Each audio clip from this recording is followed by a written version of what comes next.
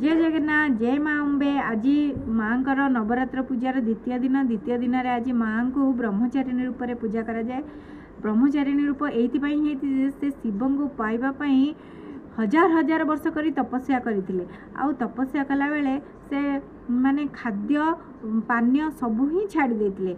हजार हजार वर्ष फल पुष्प रही ताकू भी छाड़ीदे। किछि वर्ष सी खाइले हूँ बेलपत्र खाइले ताकू भी छाड़ीदे।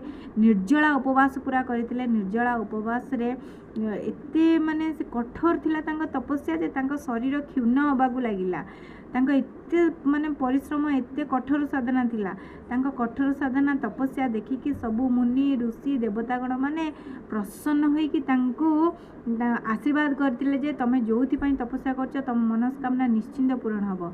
आ तांकर मनस्कामना एया थिला जे सीए शिवंको पति रूप रे पाइबे बोली। सेइथिपाई तांको ना ब्रह्मचारिणी हेइची।